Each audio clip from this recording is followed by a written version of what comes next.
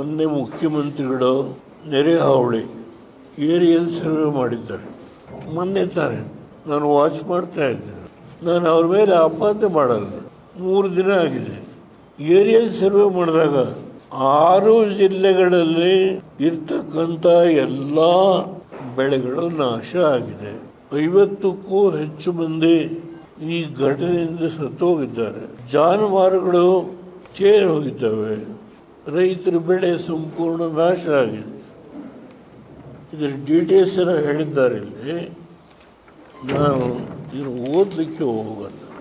ಎಕರೆಗೆ ಎಷ್ಟು ಕೊಡ್ತೀವಿ ಅಂತ ಹೇಳಿ ಅನೌನ್ಸ್ ಮಾಡಿದ್ದಾರೆ ಬೆಳೆ ನಾಶ. ಆದರೆ ಫೀಲ್ಡಿಗೆ ಹೋಗಿ ಆ್ಯಕ್ಚುಯಲ್ ಆಗಿ ಎಷ್ಟು ಏರಿಯಾ ಡ್ಯಾಮೇಜ್ ಆಗಿದೆ ಅದನ್ನು ಗೊತ್ತು ಮಾಡಿ ಸಂಬಂಧಪಟ್ಟವ್ರಿಗೆ ಇವತ್ತಾಗಿರುವ ನೋವಿಗೆ ಸ್ಪಂದಿಸ್ತಕ್ಕಂಥ ರೀತಿಯಲ್ಲಿ ಜಿಲ್ಲಾ ಅಡ್ಮಿನಿಸ್ಟ್ರೇಷನ್, ಜಿಲ್ಲಾ ಉಸ್ತುವಾರಿ ಮಂತ್ರಿಗಳು ಕೆಲಸ ಮಾಡಬೇಕಾಗತ್ತೆ. ಅದರಿಂದ ಬಹುಶಃ ಆ ದಿಕ್ಕಿನಲ್ಲಿ ಕಾರ್ಯಾಚರಣೆ ಮಾಡ್ತಾರೆ ಅಂತ ಹೇಳಿ ನಾನು ಭಾವಿಸ್ತೇನೆ. ಅದರಿಂದ ಈ ಎಲ್ಲ ವಿವರಗಳನ್ನು ನಮ್ಮ ಆಫೀಸಿಂದ ಟೈಪ್ ಮಾಡಿ ಕೊಟ್ಟಿದ್ದಾರೆ. ಇದು ನಿಮಗೆಲ್ಲ ಗೊತ್ತಿರೋ ವಿಷಯ. ಇದನ್ನು ನಾನು ಮತ್ತೆ ನಿಮಗೆ ಕೊಡಬೇಕಾದಿಲ್ಲ. ಅವಶ್ಯಕ ಬಿದ್ದರೆ ಎಲ್ರಿಗೂ ಒಂದೊಂದು ಕಾಪಿಯನ್ನು ಬೇಕಾದರೆ ಕೊಡುತ್ತೆ. ಇದು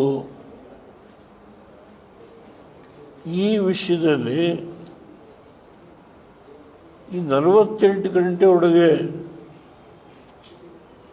ಅವರ ಉಸ್ತುವಾರಿ ಮಂತ್ರಿಗಳು, ಡೆಪ್ಟಿ ಕಮಿಷನರ್ ಏನು ಮಾಡಿದ್ದಾರೆ ಅಂತ ಹೇಳಿ ಇಲ್ಲಿ ಕೂತ್ಕೊಂಡು ಮಾತಾಡಲಿಕ್ಕಾಗಲ್ಲ. ಸ್ಪಾಟ್ಗೆ ಹೋಗ್ಬೇಕು. ನಿಜವಾಗೂ ಅಲ್ಲಿ ಕೆಲಸ ನಡೀತಾ ಇದೆಯಾ? ಈ ನೋವಿಗೆ ತುತ್ತಾಗಿರ್ತಕ್ಕಂಥ ರೈತರುಗಳಿಗೆ ಅವ್ರಿಗೇನಾದರೂ ಸ್ವಲ್ಪ ಪರಿಹಾರ ಕೊಟ್ಟಿದ್ದಾರಾ ಇಲ್ವಾ ಅನ್ನೋದನ್ನು ನೋಡಿ ಮಾತನಾಡಬೇಕಾಗುತ್ತೆ.